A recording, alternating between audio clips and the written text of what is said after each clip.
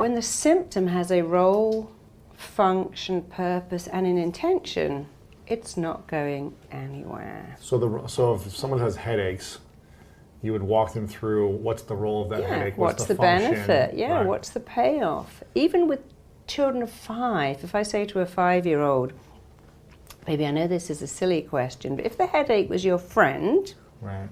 what would it be doing? They go, well, when mummy and daddy fight and I get a headache, they stop fighting. They turn off all the lights and we lie in the dark till it goes away. There's a kid who's had a thought, I got to stop mummy and daddy fighting. And because they're not logical creatures, they're feeling creatures. The feeling mind says an illness will stop your parents fighting. Maybe failing at school will make them see that you're unhappy. Maybe getting eczema will make your mum spend ages massaging the cream into your skin, and you might feel that you matter to her. Because every time you speak to her, she goes, oh, I'm busy at work, I'm doing my emails, I've got to speak to work.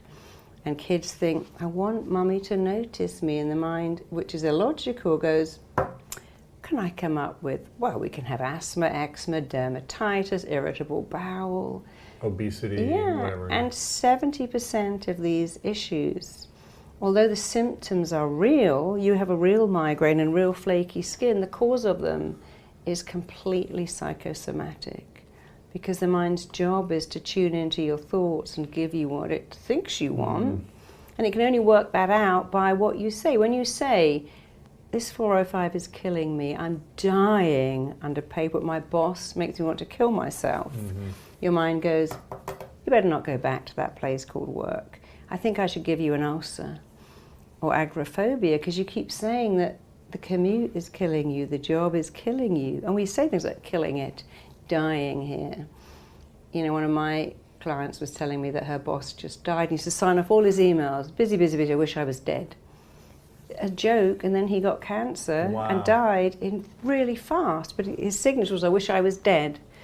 And people say, oh, somebody asked me, I want to die. Oh, my boss promoted me, I want to die. I'm going to kill it. And we don't understand that the brain has no sense of humor and only picks up words and thinks they're real. Yeah, it's a lot of what we were talking about with Dr. Joe Dispenza. You know, he covers a lot of this stuff. Of course. Wow. Okay. So you started helping people from one phase, which was in losing weight. And you said, let me understand people, it's much more than just losing weight. Yeah. Yeah. And you've been doing this for 30 plus years, since you were 11. Yeah. Why were you so fascinated by human behavior in the first place? Well, I was told I could never have children.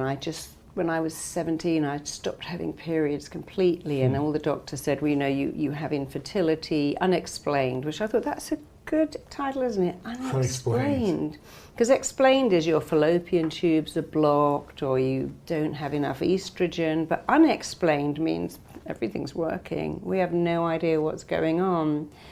And so I decided to just work on myself, and I simply wouldn't accept that. And I did get pregnant, but then they said, well, everything's going to be wrong with this baby, and it's going to have the same issues that you've got. You've got all these different hormonal thyroid issues, and they really freaked me out. And then when she was born, she was perfect, and they said, well, she's going to be very underweight. She was 7.5 pounds.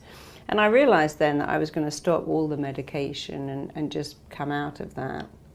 And then I started working with infertile women. It's so rewarding. You'd come in and go, I can't get pregnant. And they'd always go back to say, what's going on in this scene? I'm 50 and I think my dad will kill me. Oh my God, my mum will kill herself. You know, we're Muslims and I'm dating this white guy, and oh my God, the shame, the terror.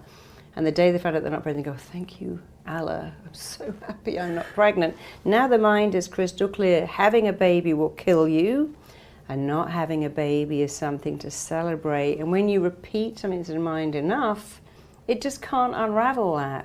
When women say, I've got the curse every month, and oh, I hate this, and I wish I never had them, and then periods go away, they never kind of look at what's going on there. And so I found infertility really easy to fix. And then I had people with secondary infertility, which means you had a baby, you got pregnant like a high school girl on a date immediately, but you've been trying for 7 years to get pregnant again. Why does that not happen? Because you go home and say to your husband, imagine if we had a second one. Oh, that would kill me. oh, I'd leave you. If we had two keeping us up all night, and that would bankrupt us. And can you imagine what a night we would like to have another one? The mind goes, don't have another one.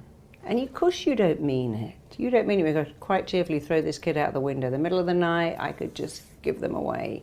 I remember saying to someone, your baby is lovely. She said, come back at 2 a.m. You can have him. It's a joke. Like we say to our kids, you're so lovely, I could eat you. And they think, really? So we say all this crazy stuff, which we know is crazy, but the mind says, this is literal. This is real. You mean it. When you say, I'm dying under my paperwork, the mind goes, no more paperwork for you. When we say, I'll die if my next relationship ends. If I got hurt like this again, it would kill me. The mind goes, you know what? If it would kill you, why don't I just turn you into a complete bitch? You never have another relationship again, and then it can't kill you. Right. And then you'll never have love as well. No. Yeah. Or men who go, you know, all women are ball breakers. They just want your money. I'm done with women. I couldn't go through that again. It would kill me if I had to lose half my property again. Right. The mind goes, that's my job. You see, we think our mind's job is to make us happy. It really isn't. It's to make us survive against what were once really pretty bad odds. And how we survive is every time we say something that would kill me, I'd die if that happened, the mind goes on red alert to stop it happening. In the same way, if you ate some mushrooms and were violently sick, you'll find the minute you think, oh, no mushrooms again, or shellfish, and the next time you see shellfish, you go, oh, no, I couldn't eat that. Because your mind will always remember what hurts you, because its job is to keep you alive by making sure you don't get hurt. But it doesn't know what hurts you until you say, that last boyfriend broke my heart, shredded it to pieces and jumped on it. No, he just got bored with you. And you probably got bored with him. Or it wasn't the right fit, or a number of things. Yeah. And everything he loved in you was still in you. He was just your starter boyfriend. Maybe he was your starter husband, but he didn't kill you. But we tell ourselves all this crazy stuff and then wonder why we feel so crazy, when all we have to do is tell ourselves better stuff. My mum will kill me if I get my shoes dirty. My dad will kill me if I don't get all A's. My dad will go crazy if I come home with a bad report card, which is not true. But if you believe that, then you create a world of stress. All because of what you say to yourself and tell yourself. Yeah. But that's actually very good news, because since you say it, you can say something better. Say something else. You're in control. Yeah, always. What's the thing that you see the most that people struggle with? Is it a stress, an overwhelm, an anxiousness, a fear of something? It's always a belief, I'm not enough. That's the biggest thing. In fact, I always say to all my clients, there's only 3 things wrong with everyone. Everyone has got 3 things wrong. The number 1 is I'm not enough. The second one is I'm different, so I can't connect. And the third is I really want something like freedom from depression or success, but it's not available. But I'm not enough is the biggest. I mean, I've worked with hundreds of thousands of addicts. I've never found one ever that ever believed they're enough.